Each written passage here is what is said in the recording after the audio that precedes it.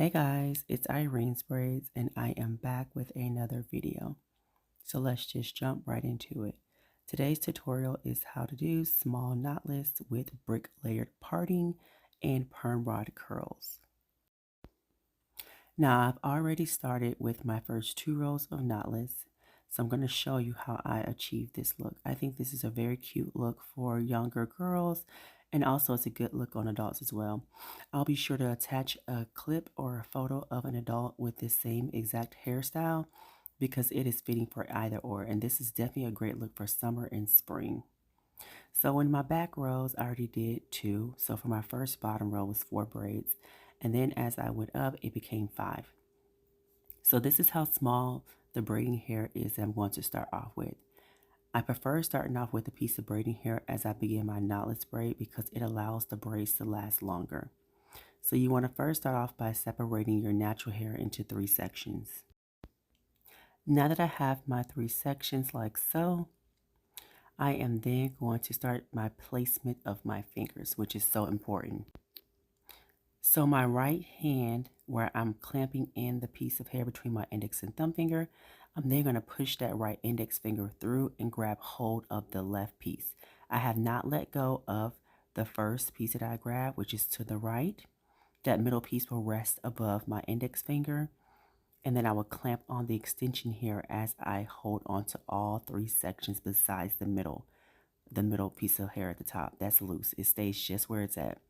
So now that I have my finger placement together, I'm going to take my left hand and I'm going to pull down the natural piece of her hair with the extension braided hair downward, because once I have my hand placement back into position, I'm going to then take my left index finger and push it up under and then in the middle. So it's going to go directly through the middle, so that way I can make a natural clean look and then be able to hide the extension braiding hair so that it has a natural start off. And then from this point, I'll be swapping my index fingers back and forth until the braid intertwines, and then you'll have a look like this. So now the first piece of extension braiding hair has been added, and I will then add a second piece of extension braiding hair to this braid. I don't try to add more than 4 pieces because it will become too thick. So definitely add about 3 pieces. You can add 4. It just depends on the thickness of the braid that you're looking for. So every time you add a piece, braid in about 2 times.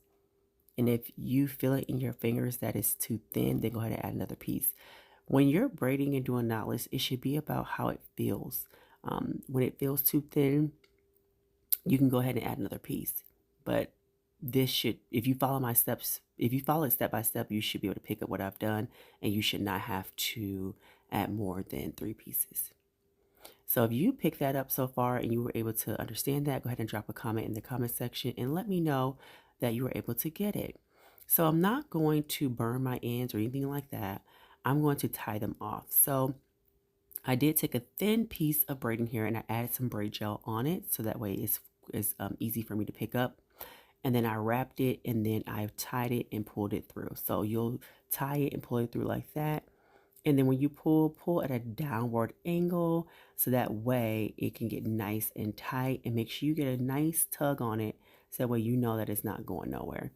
Now you can wrap it about 2 times if you want, but 1 time is good, because if you pull it tight enough and then that piece of hair is thin enough, it won't go anywhere.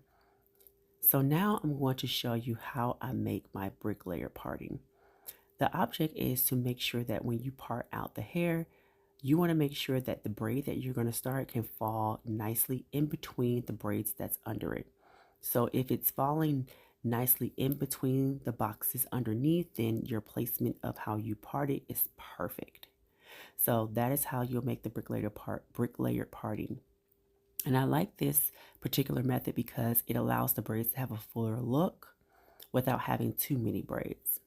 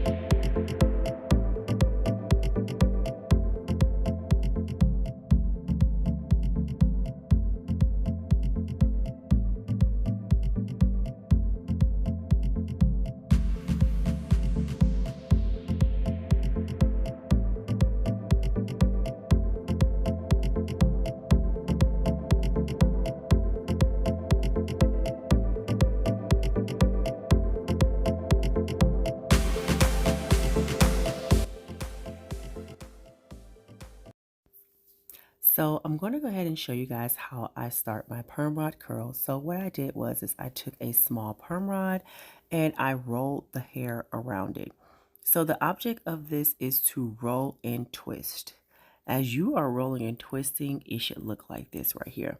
So make sure your wrist game is on point because that is how you're going to be able to make the curls just like so. So make sure that as you're twisting, you're rolling it on a rod, you're twisting it, and make sure that it's nice and tight. If it's loose, then it is not tight enough. So you need to go back in and you want to twist and roll the braiding hair around the rod. So you're not twisting the rod, you're twisting and rolling the braiding hair around the rod. I thought I had a better clip of me twisting this on here, but I don't know what happened. But anyways, I did warm up my electric kettle, but I did add some cool water to it because I didn't want to burn her. As you're placing the hair in the kettle, make sure you're blowing so that way that steam is not going to be too hot against their scalp. So as I'm dipping her hair, I am above the pot and I am just blowing a little cool air over it. But by you adding in that cool water helps it as well. So you definitely don't want it too cool because if it's too cool, the curls will not curl. So now that the curls are setting, I am going to leave the curls just like this as I start my next couple of rows of braids. And then I will take them out towards, once I finish the top half, I'll take the curls out because you want the curls to kind of sit a little bit before you unravel them. If you can keep your curls in overnight, definitely try to. But if you can't, this way works just fine and it's going to set the curls immediately. So I'm going to keep them in until I finish the second half of the braids, and then I'll show you guys how I take them out and how I clip the unnecessary pieces to create this shorter look that we're looking for. And then I'm going to show you guys some cute ways that I like to style the braids. I think the styles are so cute. And let me know which style you thought was, or which style was your favorite, or if you like them all. And if you are enjoying this video so far, don't forget to drop a comment in the comment section, thumbs up this video, and last, make sure you subscribe. All right, you guys, so her head is pretty small, so we have about 7 rows that we've done on her. She is turning 12, so she wanted to go for something cute and short for her birthday look. So this is what we came up with. So this is how it looks, which the braids are laying nice and flat, which I love. So that way when she ponytails it, it's going to look nice. And my curls are still setting. So now I'm going to finish up this last little piece up here and then I'm going to rod the rest. So as you can see, I have her front 2 pieces sectioned off. The reason why I do it this way is because I feel like this method is quicker and I'm able to get the job done faster. That's just my opinion. However, you guys can do it the way you see fit. So of course I've U-shaped all my parting and I'm just going to show you guys what that looks like. So as I finish off my last U-shaped parting, I'm going to leave the last section for the top because that will be my middle part. And I like to do the U-shaped parting because it allows the braids to lay in between, but then also keep a fullness without making too many braids.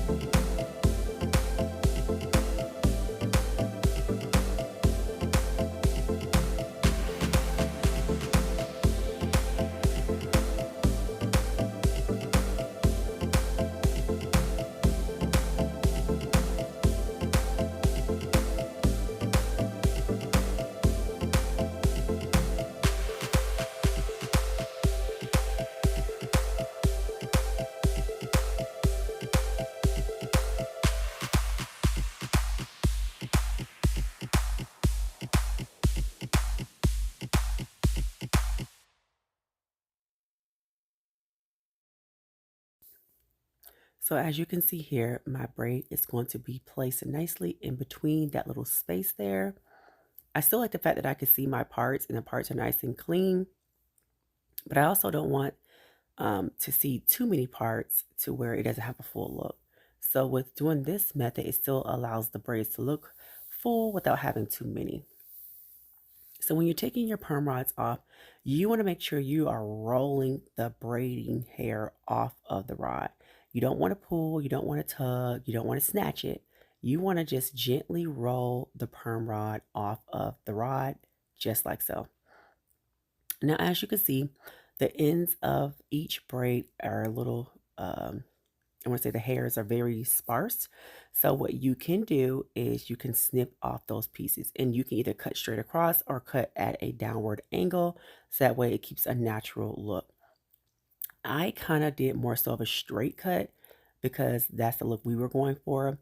But typically, depending on what you're doing, it's always best to cut at an angle. So that way it keeps a natural look. But we're not leaving her braid straight. So that's why I went ahead and cut straight across the curl. Now, I will say, if you have to re-dip those curls, cutting at a straight angle makes it harder for you to roll it in the rod and then be able to keep the curls in place because the ends are gonna stick out and it just won't be intact. Let's just say that. So if you do cut it straight across, please note that when you do decide to roll them again, just to freshen up the curls, you're going to find that it's going to be hard for you to keep the braiding hair on the rod. I mean, it'd be on there, but like the ends, you know, it would be hard to wrap the ends because you cut it, you know. So once this style is done, we're done with this style. So if the curls start to fall, we're gonna pretty much be done with it. This was just for a birthday look, so I'm okay with cutting the end straight across. All right, so I did go back and I redip the braids, or I'm sorry, not redip, but I did dip the second half of my braids, and I'm going to allow those to sit and rest until I'm done with the top of her braids. So that's pretty much how I did it the entire time. So that way I knew the curls, sat for about a good hour, or so while I finished the rest because I definitely want these curls to last, until she's ready to take them out. All right, so let's continue watching.